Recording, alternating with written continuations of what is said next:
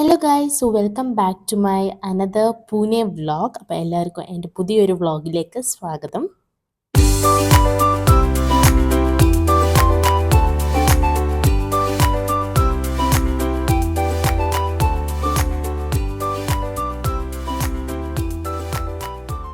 ഇന്ന് നമ്മുടെ അപ്പാർട്ട്മെൻറ്റിലെ നവരാത്രി ഫംഗ്ഷൻ്റെ രണ്ടാമത്തെ ദിവസമാണ്. അപ്പോൾ നിങ്ങൾ ആദ്യത്തെ ദിവസത്തിലുള്ള വ്ളോഗ് കണ്ടിട്ടുണ്ടാവും, ആരും ഉണ്ടായിരുന്നില്ല എന്നൊക്കെ നമ്മൾ പറഞ്ഞായിരുന്നു. അങ്ങനെ നമ്മൾ മുകളിലൊക്കെ പോയാണ് നമ്മുടെ അന്നത്തെ ദിവസം വൈകിട്ടൊക്കെ നമ്മളൊന്ന് അഡ്ജസ്റ്റ് ചെയ്ത് നിർത്തിയത്. അപ്പോൾ തിരിച്ച് വന്ന് 10-10:30 ആയിട്ടോ. അന്നേരം ഇവിടെയൊക്കെ നമ്മുടെ ഇങ്ങനെ കുട്ടികളൊക്കെ റെഡിയായി ഇങ്ങനെ നവരാത്രി ഡ്രസ്സിലൊക്കെ നിൽപ്പുണ്ടായിരുന്നു. അപ്പോൾ എനിക്ക് തോന്നുന്നു ലേറ്റ് ആയിട്ടായിരിക്കും മേ ബി ഫംഗ്ഷൻ നടന്നു വെച്ചിട്ട് നമ്മൾ ഇന്ന് നോക്കാമെന്ന് വിചാരിച്ചിട്ടിരിക്കും. വൈകിട്ട് ഒരു 4 മണിയൊക്കെ റെഡി ആയിട്ട് ഇതൊക്കെ നമ്മുടെ അപ്പാർട്ട്മെൻറ്റ് ഓപ്പോസിറ്റ് വരുന്ന ഷോപ്പാട്ടോ. മെഡിക്കൽ സ്റ്റോർ ഉണ്ട്, വെജിറ്റബിൾ ഷോപ്പ് ഉണ്ട്, ഫാൻസി സ്റ്റോർ ഉണ്ട്, ഒരു ചിക്കൻ്റെ ഷോപ്പ് ഉണ്ട്. അത്യാവശ്യം നമുക്ക് സാധനങ്ങളൊക്കെ കിട്ടുന്ന എല്ലാ ഐറ്റവും നമുക്ക് വീടിൻ്റെ ഓപ്പോസിറ്റ് ഒരു മില്ലൊക്കെ ഉണ്ട് കേട്ടോ. അപ്പോൾ ഇപ്പം നമ്മൾ പോകുന്നത് എങ്ങോട്ടാന്ന് വെച്ചാൽ നമ്മുടെ ഫ്ലാറ്റ് അപ്പാർട്ട്മെൻറ്റ് അടുത്തായിട്ട് തന്നെ ഒരു റിലയൻസ് സ്മാർട്ട് വരുന്നുണ്ട്. അപ്പോൾ അവിടെ ഒന്ന് പോയി നോക്കാമെന്ന് വിചാരിച്ചു, എങ്ങനെ എന്തൊക്കെയുണ്ട് എന്നൊക്കെ നമുക്ക് കാണാനായിട്ട്. അപ്പം നമ്മൾ ഓൾറെഡി നമ്മൾ സാധനമൊക്കെ മേടിക്കാൻ പോകുന്നത് ഡിമാർട്ടിലാണ്, നിങ്ങൾക്കറിയാം. അപ്പം ഡിമാർട്ട് വരെ അത്രയും ദൂരം പോകണ്ടല്ലോ. അപ്പോൾ റിലയൻസ് മാർട്ടിൽ അത്യാവശ്യം സാധനങ്ങളൊക്കെ കിട്ടുന്നെങ്കിൽ നമുക്ക് അവിടെ നിന്നൊക്കെ സാധനം മേടിച്ചാൽ മതിയല്ലോ. അപ്പോൾ പറഞ്ഞില്ലേ, ഇവിടെയൊക്കെ നമുക്ക് എല്ലാ സൈഡും നോക്കിക്കഴിഞ്ഞാൽ ഫർണിച്ചർ ഷോപ്പ് ഇഷ്ടംപോലെ കാണാൻ പറ്റും.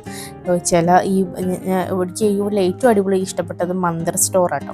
അതായത് ഒരു സ്വർണ്ണക്കട മാതിരി ഉണ്ട്, അതുപോലെ ലൈറ്റിംഗ് ഒക്കെ കൊടുത്ത് ആ മന്ദിരമൊക്കെ ഇരിക്കുന്നതെന്ന് വെച്ചാൽ ഒരു സ്വർണ്ണം പോലെ ഇരിക്കുന്നു. സ്വർണ്ണത്തിൻ്റെ വില ഉണ്ടാവും തോന്നുന്നത് ആ മന്ദിറിനൊക്കെ.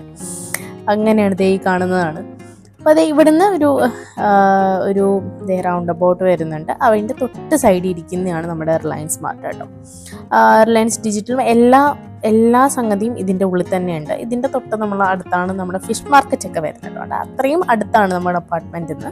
അപ്പോൾ നമ്മളിത് പാർക്കിങ്ങിലോട്ട് പോവാണ് പാർക്ക് ചെയ്യാനായിട്ട്. ഇവിടെ പാർക്കിംഗ് ഫ്രീ ആണ്. നമുക്ക് ബില്ല് കാണിച്ചു കഴിഞ്ഞാൽ, നമ്മൾ പർച്ചേസ് ചെയ്ത് ബില്ല് കാണിച്ചു കഴിഞ്ഞാൽ കേട്ടോ. പാർക്ക് ചെയ്ത ശേഷം മുകളിലോട്ട് കയറുമ്പോൾ തന്നെ ഇവിടെ ഒരു പ്ലാസ്റ്റിക് ബോട്ടിൽ റീസൈക്ലിംഗ് മെഷീനൊക്കെ വെച്ചിട്ടുണ്ട് കേട്ടോ. ഇത് ശരിക്കും ഞാൻ അപൂർവമായിട്ടാണ് ചില സ്ഥലത്തൊക്കെ കാണാൻ, ഞാൻ അധികം കണ്ടിട്ടില്ല. കൂടുതലും പുറത്തൊക്കെയല്ലേ കാണാറുള്ളത്. ഇവിടെ കണ്ടപ്പോഴത്തേന് ഭയങ്കര അതിശയം തോന്നി കേട്ടോ. അത്യാവശ്യം തിരക്കൊക്കെ ഉണ്ടായിരുന്നു കേട്ടോ, നല്ല രീതിയിൽ തിരക്കൊക്കെ ഉണ്ടായിരുന്നു. എന്നാലും തിക്കും തിരക്കും ഇങ്ങനെ മൂവ് ചെയ്യാൻ പറ്റാത്ത കണ്ടീഷനൊന്നും ആയിരുന്നില്ല. ഡിമാർട്ടിലൊക്കെ നമുക്ക് മൂവ് ചെയ്യാൻ പറ്റൂലായിരുന്നു. ആ ട്രോളിയും കൊണ്ട് നമ്മളിങ്ങനെ സ്റ്റക്കായി നിൽക്കും ഒരു സ്ഥലത്ത്, അത്രയും തിരക്കുണ്ടായിരുന്നു കേട്ടോ. അതുപോലെ ഒരുപാട് ഓഫേഴ്സ് ഇവിടെ നടക്കുന്നുണ്ട്. രാത്രി പ്രമാണിച്ചിട്ട് ഒരുപാട് ഓഫേഴ്സ് ഒക്കെ ഉണ്ടായിരുന്നു. അതുപോലെ ഇനി ഒരു അപ്കമിങ് ഇവന്റ് ആണ് ദീപാവലി എന്ന് പറയുന്നത്. ദീപാവലി ഒരു ഭയങ്കര ആഘോഷമാണ്. അതായത് ഒരു ന്യൂ ഇയർ സെലിബ്രേഷൻ ആണ് അവരുടെ. എന്താ പറയുക, നമ്മൾ ഗുരുഗ്രാമിലൊക്കെ ആയിരുന്ന സമയത്ത് അവിടെ ന്യൂ ഇയറിന് ഇവർ ചെയ്യുന്ന ഓരോ കാര്യങ്ങൾ കണ്ട് ഞെട്ടിപ്പോവും. അതായത് പഴയ സാധനങ്ങൾ, ഇപ്പോൾ പഴയ കബോർഡാണെങ്കിൽ അവർ കൊടുക്കും, എന്നിട്ട് പുതിയത് മേടിക്കും. ഡ്രസ്സുകളൊക്കെ, എല്ലാ ഡ്രസ്സുകളും കഴുകിയൊക്കെ വൃത്തിക്ക് വെക്കും. അതായത് ഇടാതിരിക്കുന്ന ഡ്രസ്സ് പോലും കഴുകി വൃത്തിയാക്കി അവർ സൂക്ഷിക്കും. വീടൊക്കെ ഭയങ്കരമായിട്ട് അലങ്കരിച്ച് ഭയങ്കര നീറ്റായിട്ടൊക്കെ വെക്കും എന്നൊക്കെയാണ് നമ്മുടെ ഗുരുഗ്രാമിൽ ഞാൻ കണ്ടതും കേട്ടതും ഒക്കെ ആയിട്ട് കേട്ടോ. അപ്പോൾ ന്യൂ ഇയർ ഇവിടെ ദിവാലി ഇവിടെ ഭയങ്കര ആഘോഷമാണ്. നമുക്ക് നോക്കാം ഇവിടെ എങ്ങനെയാണെന്നുള്ളത്. അങ്ങനെ നമ്മൾ നേരെ പോയത് എൻ്റെ സ്ഥലത്തേക്കാണ്. അതായത് നമ്മുടെ പാത്രങ്ങളൊക്കെ കിട്ടുന്നത്, എത്ര പാത്രങ്ങൾ മേടിച്ചാലും അവിടെ പോയി ഇങ്ങനെ എനിക്ക് കാണുന്നത് ഭയങ്കര ഇഷ്ടമാണ് കേട്ടോ. അതുപോലെ കുക്കറിനൊക്കെ നല്ല ഓഫർ ഉണ്ടായിരുന്നു. ഞാൻ റീസെൻ്റ്ലി ഒരു കുക്കർ മേടിച്ചായിരുന്നു, പക്ഷെ അതല്ലാത്ത ഷോപ്പിൽ നിന്ന് ബ്രാൻഡഡാണ് മേടിച്ചത്. ഇവിടെ ബ്രാൻഡഡിന് പോലും അത്യാവശ്യം റേറ്റ് ഓഫറിന് കൊടുക്കുന്നുണ്ട്. അതുപോലെ ഈ കാണുന്ന ഐറ്റമൊക്കെ എന്താ പറയുക, അത്യാവശ്യം വലിയ റേറ്റ് ഒന്നുമില്ല, അങ്ങനെ നന്നായിട്ട് പോകുന്നുണ്ട്. പക്ഷെ എനിക്ക് ആ ഗോൾഡ് സാധനം ഉണ്ടല്ലോ, നമ്മുടെ രസമൊക്കെ ഒഴിച്ച് വെക്കാനായിട്ട് നല്ല രസമല്ലേ കാണാനായിട്ട്. പക്ഷേ അതിൻ്റെ അകത്ത് ഓൾറെഡി അവർ എഴുതിയിട്ടുണ്ട് കുറേ കാര്യങ്ങൾ. ഇനി എൻ്റെ സാധനങ്ങൾ യൂസ് ചെയ്ത് കഴിഞ്ഞാൽ അതിൻ്റെ കളർ പോകും, അതുകൊണ്ട് അത് ഫേക്ക് ആയതുകൊണ്ട് എനിക്ക് മേടിക്കാൻ പേടിയാണ്. കാരണം അതൊന്നും വെച്ചാൽ നല്ലതല്ലല്ലോ. അതുകൊണ്ട് അത്യാവശ്യം ചില പാത്രങ്ങളൊക്കെ, ഇതൊക്കെ നല്ല അടികട്ടിയുള്ള നല്ല പാത്രം കേട്ടോ. ചിലത് അത്ര സുഖമില്ലാത്ത പോലെ എനിക്ക് തോന്നിയിട്ടുണ്ടായിരുന്നു. പക്ഷെ എന്തായാലും റിലയൻസ് സ്മാർട്ട് ഡിമാർട്ടിനെ വെച്ച് നോക്കുമ്പോൾ ഒരുപാട് സാധനങ്ങളുണ്ട്, ഒരുപാട് ഓഫറിന് അവർ കൊടുക്കുന്നുമുണ്ട്. അത്യാവശ്യം ബ്രാൻഡഡ് ആയിട്ടുള്ള പാത്രങ്ങളും ഒക്കെ ഉണ്ട് കേട്ടോ. നന്നായിട്ട് എനിക്ക് തോന്നി.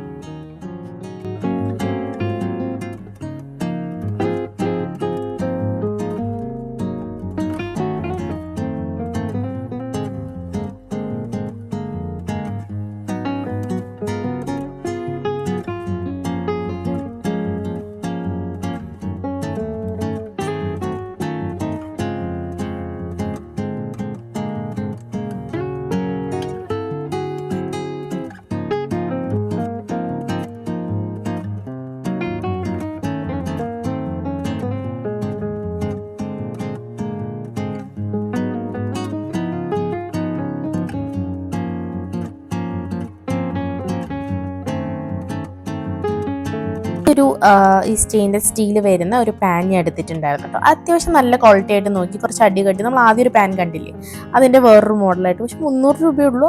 പക്ഷെ നല്ല സാധനമായിട്ട് തോന്നി. എനിക്ക് ചെറിയൊരു പാൻ ഉണ്ടായിരുന്നില്ല. ഞാൻ നമ്മുടെ എന്താ പറയുക, നോൺ സ്റ്റിക്കൊക്കെ മാക്സിമം ഒഴിവാക്കി പണ്ടത്തെ ആളുകളൊക്കെ യൂസ് ചെയ്ത ചീനച്ചട്ടിയും അങ്ങനെയൊക്കെ കുറച്ചതൊക്കെ ഇങ്ങനെ വെക്കാനായിട്ട് കുറച്ച് സമയം വേണം, ഇങ്ങനെ മയക്കൊക്കെ വെക്കാനായിട്ട്. പക്ഷെ എന്നാലും ഞാൻ അതിലോട്ടൊക്കെ പതുക്കെ ഇങ്ങനെ മാറിക്കൊണ്ടിരിക്കുകയാണ്. അപ്പോൾ നോൺ സ്റ്റിക്ക് പൊതുവേ ഇങ്ങനെ ഒഴിവാക്കി ഞാൻ കുറേയൊക്കെ, എൻ്റെ കയ്യിലിപ്പം നോൺ സ്റ്റിക്ക് അധികം ഇല്ല, എല്ലാം സ്റ്റീലും കാസ്റ്റ് അയണും ഒക്കെ ആയിട്ട് ഞാൻ മാറ്റിയിട്ടുണ്ട്.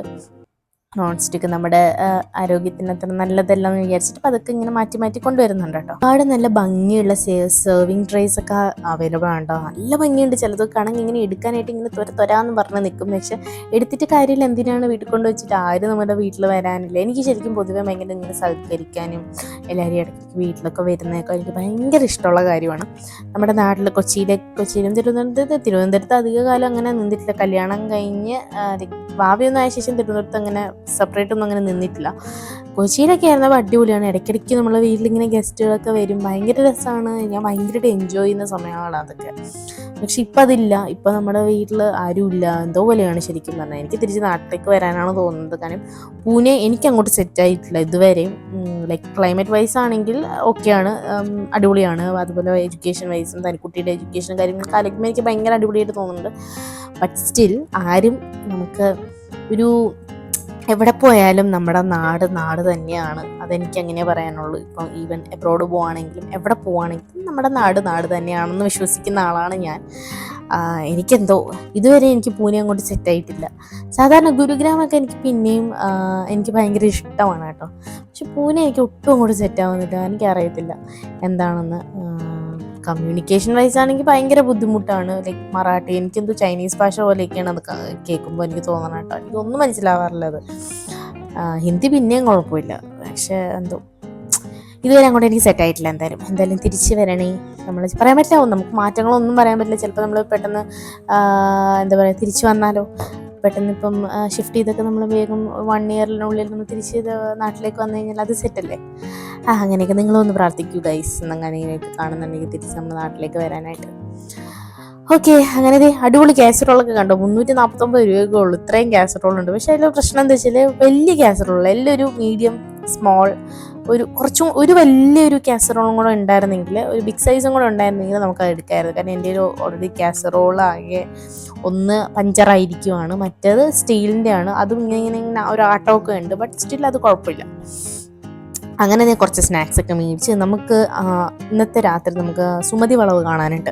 അതിനായിട്ട് കുറച്ച് സ്നാക്സ് വാങ്ങിച്ച് കൂട്ടാൻ വിചാരിച്ചത് ലേസും അതും ഇതൊക്കെ മേടിച്ച് കൂട്ടിയിട്ടുണ്ട്. അങ്ങനെ അത്യാവശ്യം സാധനങ്ങളൊക്കെ എടുത്തിട്ട് നമ്മൾ ബില്ലിയാനായിട്ട് പോവാണ്. ഇനി നേരെ നമ്മുടെ ഫ്ലാറ്റിലേക്ക് പോയി ഭക്ഷണം കഴിക്കുക. അപ്പം ഭക്ഷണം കഴിക്കുന്നതിന് മുന്നേയായിട്ട് ഇറങ്ങുന്നതിന് മുന്നേ ശ്രീ പറഞ്ഞു എന്താ പറയുക, നമ്മുടെ നാട്ടിലെ പോലെ തന്തൂരി ചിക്കൻ കഴിക്കാൻ തോന്നുന്നു എന്ന് പറഞ്ഞിട്ട് അവിടെ ഏതോ ഒരു തന്തൂരി ചിക്കൻ്റെ കട ഉണ്ടായിരുന്നു. അവിടെ കയറി നമ്മൾ തന്തൂരി ചിക്കനൊക്കെ മേടിച്ചിട്ട് നേരെ വീട്ടിലേക്ക് പോവാണ് കേട്ടോ. അതാണ് ഇനിയുള്ള നമ്മുടെ പരിപാടി.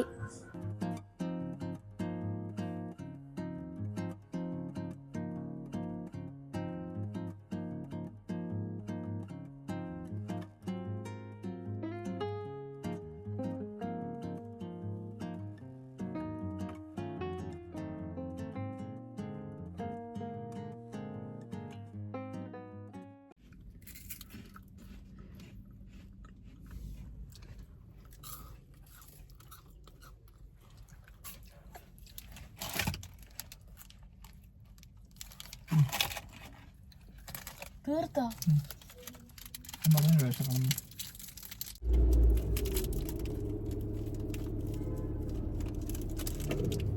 എന്തിനാ ആസ്മരികമായി നോക്കണം? എന്ത് ടി വി കാണിക്കാനായിരിക്കും ഞാൻ ഭയങ്കര തീറ്റിയാണ്. എല്ലാം പൊടിയോ കഴിക്കാൻ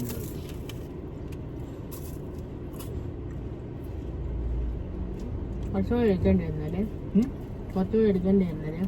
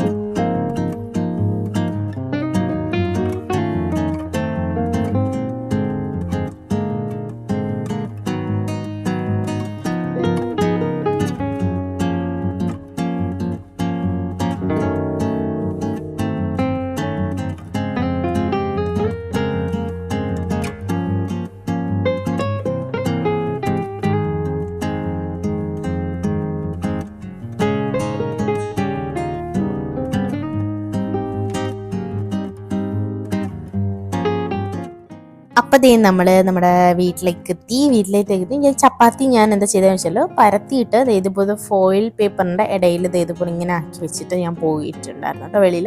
അപ്പോൾ എനിക്ക് പിന്നെ തിരിച്ച് വന്നിട്ട് ഇതെടുത്ത് അങ്ങ് ചുട്ടെടുത്താൽ മതി, അത്രേ ഉള്ളൂ പരിപാടി. അല്ലാണ്ട് ഇങ്ങനെ പരത്താനും ഒന്നും എനിക്ക് സമയം കളയേണ്ടി ആവശ്യം വന്നില്ല. ഓൾറെഡി കറി ഞാൻ മഷ്റൂമിൻ്റെ ഒരു കറി ഉണ്ടാക്കി വെച്ചിട്ടുണ്ടായിരുന്നു. പിന്നെ എന്താ നമ്മുടെ സാലഡും പിന്നെ ഞാൻ പറഞ്ഞില്ലേ തന്തൂരി ചിക്കൻ മേടിച്ചു എന്ന്, അതും മേടിച്ചിട്ടുണ്ട്. തന്തൂരി ചിക്കൻ നല്ലതായിരുന്നു കേട്ടോ, നല്ല ടേസ്റ്റ് ആയിരുന്നു. ചിക്കൻ ഇവിടെ പൂനെയിൽ ചിക്കനൊക്കെ ഒത്തിരി പേര് ചിക്കനും മീനും ഒക്കെ ഒരുപാട് കഴിക്കും കേട്ടോ. നമ്മുടെ ഗുരുഗ്രാമിൻ്റെ പക്ഷെ തിരിച്ചായിരുന്നു, അവിടെ മീനും ചിക്കനും അങ്ങനത്തെ സാധനങ്ങളൊന്നും എല്ലാവർക്കും അങ്ങനെ അങ്ങോട്ട് അത്ര പറ്റില്ല. അതുകൊണ്ട് നമ്മൾ നോൺ വെജ് ഹോട്ടലും കുറവാണ് അവിടെ കാണുന്നത്. ലൈക്ക് സ്ഥലങ്ങളുണ്ട്, പക്ഷെ കൂടുതലും വെജാണ് എല്ലാവരും പ്രിഫർ ചെയ്യുന്നത് അവിടെ കേട്ടോ. അങ്ങനെ കഴിച്ചൊക്കെ കഴിഞ്ഞിട്ട് നേരെ നമ്മൾ താഴത്തേക്ക് വന്നത്. അപ്പോൾ ഇത്രയും ഉണ്ടായിരുന്നുള്ളൂ. കുറച്ച് കഴിഞ്ഞിട്ട് അങ്ങ് കൂടി കേട്ടോ, ആളുകളൊക്കെ ഇങ്ങനെ ഒരുപാട് അങ്ങ് കൂടി. പിന്നെ അങ്ങോട്ട് ഡാൻസ് ആയിരുന്നു, ഗർബ ഡാൻസ് ആയിരുന്നു. ഒരുപാട് പേര് റെഡി ആയിട്ടൊക്കെ വന്നിട്ട് കളിക്കാനൊക്കെ സ്റ്റാർട്ട് ചെയ്തിട്ടോ. ഇന്നും സ്റ്റോളൊക്കെ ഉണ്ടായിരുന്നു, പക്ഷെ കുറവാണ് സ്റ്റോള്. ഇത്രയും ഉണ്ടായിരുന്നുള്ളൂ സ്റ്റോളൊക്കെ. ഇവിടുന്ന് ഞാനൊന്നും കഴിച്ചിട്ടില്ല കേട്ടോ.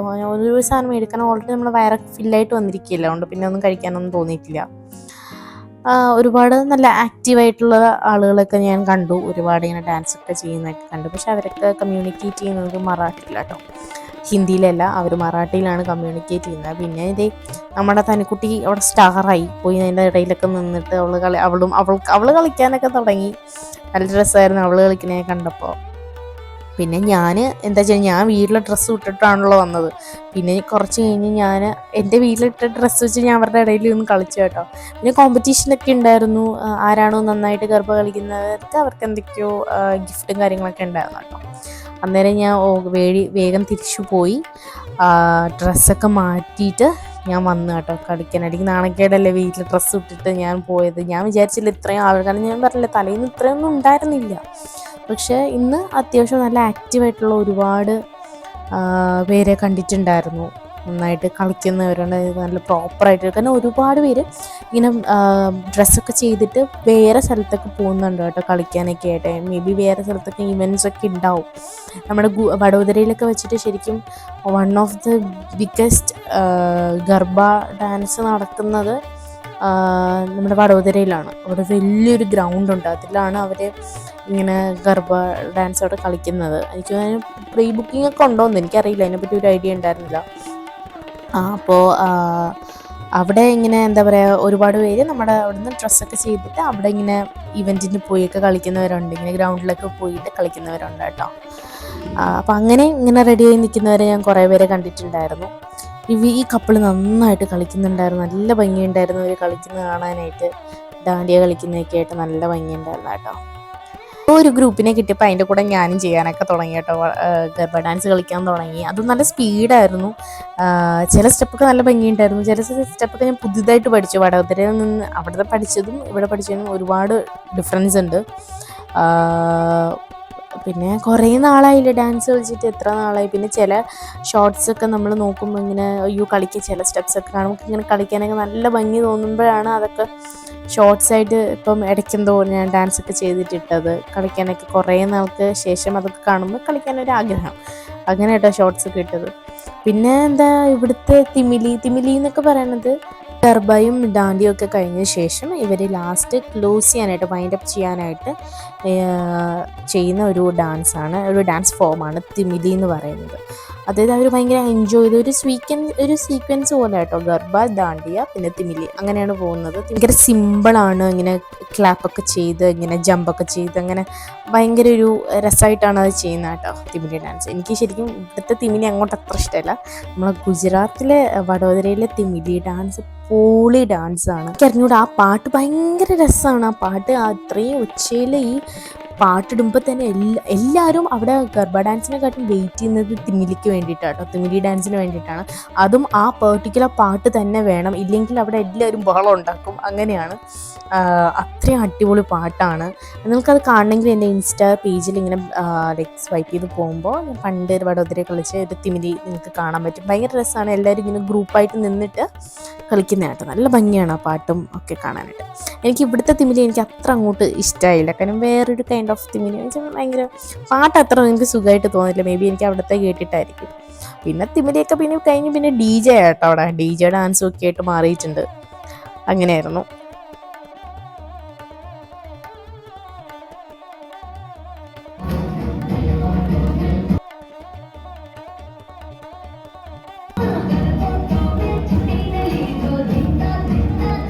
പാട്ടൊക്കെ നല്ല ഭംഗിയുണ്ടായിരുന്നു കേട്ടോ. പക്ഷേ എനിക്ക് അത് ഇടാനായിട്ട് എനിക്ക് പേടിയാണ്. കാര്യം കോപ്പിറൈറ്റ് അടിച്ച് കഴിഞ്ഞാൽ പിന്നെയും പാടാണ്. അതുകൊണ്ട് പിന്നെ ഞാൻ എല്ലാം മ്യൂട്ട് ചെയ്ത് വെച്ചു കേട്ടോ.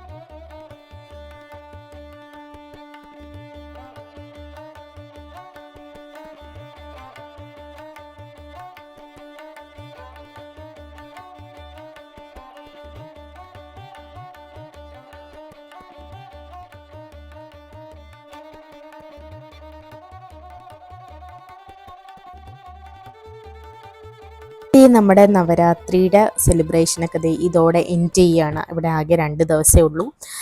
അപ്പം എങ്ങനെ ഡാൻസൊക്കെ കഴിഞ്ഞ് ഞാൻ വന്നിങ്ങനെ ഇരിക്കുകയാണ്. എനിക്ക് ഭയങ്കര തലവേദന. കുറേ നാൾക്ക് ശേഷം കളിച്ചപ്പോഴത്തേനും എനിക്ക് തലയൊക്കെ ഇങ്ങനെ നല്ലൊരു വെള്ളവും അധികം ഞാൻ കുടിച്ചിട്ടുണ്ടായിരുന്നില്ല. അപ്പം എനിക്ക് നല്ല തലവേദനയൊക്കെ ഉണ്ടായിരുന്നു. ശ്രീ അത് പറഞ്ഞതിന് കളിയൊക്കെയാണ്. കാലത്തൊക്കെ നമ്മൾ ശരിക്കും ഇതിനേക്കാളിലും ഭയങ്കര ഹെവി ഡാൻസൊക്കെ ഒറ്റ സ്ട്രെച്ചിൽ കളിച്ചിട്ടുള്ള ആളുകളൊക്കെ ആട്ടോ നമ്മൾ. പക്ഷേ എന്തോ ഇത് കുറേ നാൾ കഴിഞ്ഞ് കളിച്ചിട്ടാണെന്ന് തോന്നുന്നു. അപ്പോൾ അതേ നമ്മുടെ ഇന്നത്തെ വിശേഷം അപ്പോൾ ഇത്രയൊക്കെ ഉള്ളൂ. ഇനി നമ്മൾ നേരെ ഞാൻ പോയി കിടന്നുറങ്ങാൻ പോവാണ്. അപ്പോൾ നമുക്ക് വേറെ വ്ളോഗിൽ കാണാം. അതുവരേക്കും